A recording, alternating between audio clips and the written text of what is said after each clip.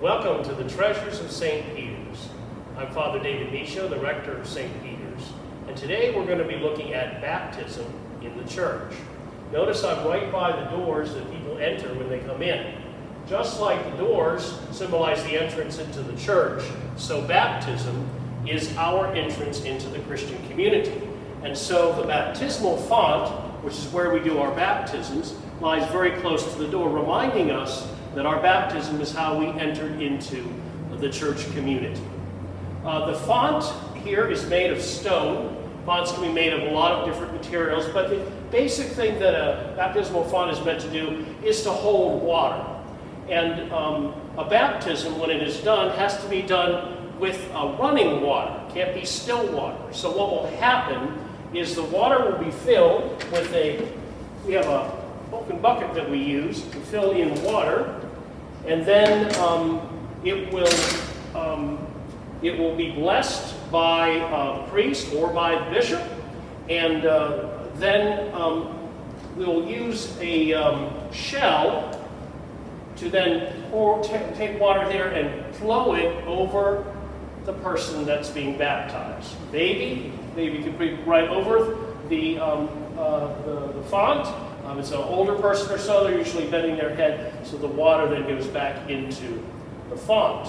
Now once the water is blessed, it is holy water, and so we don't want it to go into a sewer or anything of that sort. So there's a pipe that if you take the stock route, goes straight down into the earth to drain the water after the baptism. We use a shell because it's tradition from St. James. When he went to the coast of Spain, they had shells that they used to baptize people, and so that's kind of become a tradition. And especially here on the Eastern Shore, where shells are very plentiful, it remains a tradition. We do have a beautiful metal shell, but sometimes I have baptisms where people bring their own shells from the beach or the bay, and we use that as well. A couple of other things that to note in the baptismal font, there are carvings on each of the four sides. There's a cross on this side, there's a cross on the side to the north. On the south side we have three fish intermingled, which is a symbol of the Trinity. And remember, when the baptism occurs, it is done in the name of the Father, and of the Son, and of the Holy Spirit. So that reminds us that it's a Trinitarian baptism. And then we have on the west side a Star of David, which is a very interesting thing. Why would you have a Star of David on a Christian baptism?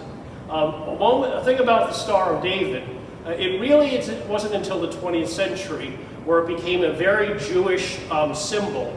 Up until the 19th century, it was seen in a lot of different churches, and in fact our church on the west wall has a Star of David. The thing about the Star of David too is it's two triangles, one of which is going down, the other going up, which also symbolizes the intersection of God coming down and human beings going up.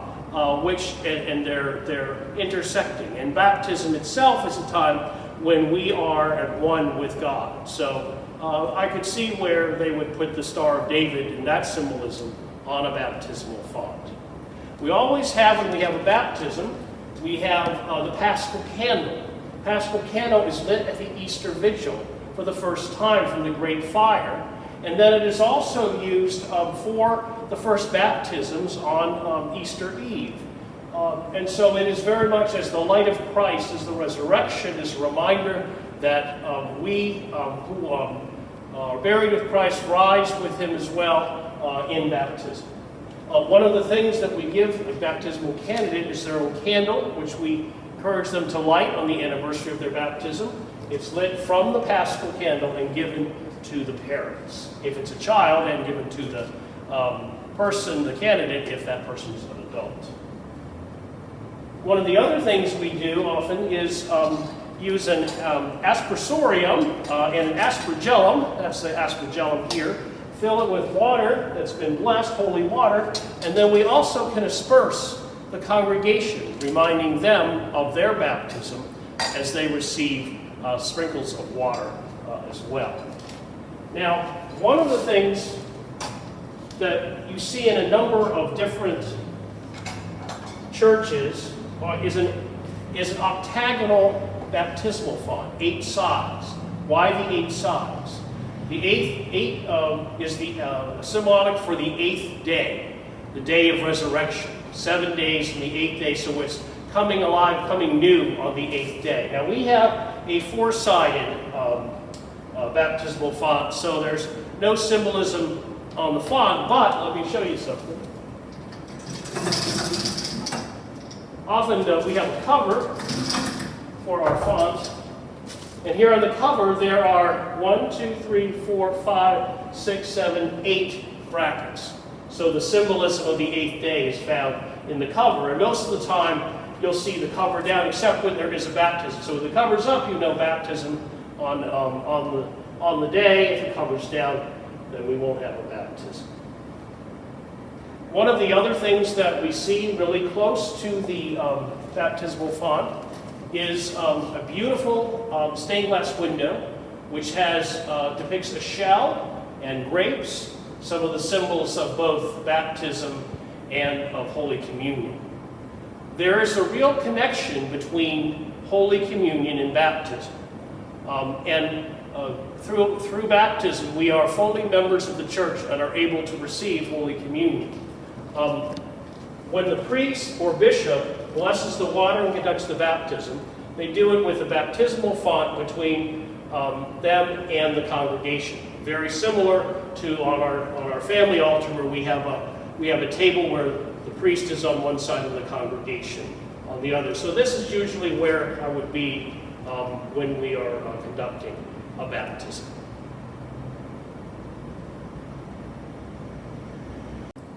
We are now here at the chancel steps in the church, and I want to point out another symbol of baptism, and that is in the clerestory window, the stained glass window. There's a portrayal of Jesus' baptism by John the Baptist. Remember, Jesus began his public ministry after being baptized by John the Baptist, something that is recorded in all 4 Gospels.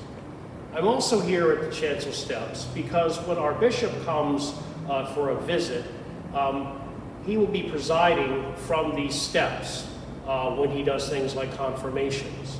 And so when we conclude our baptism, after the water baptism, we then have the application of the oil of prism on the newly baptized forehead. This is the oil of prism. It is blessed only by a bishop, and it is composed of olive oil and some fragrant scents and all that make it just a beautiful, beautiful smelling oil. It is only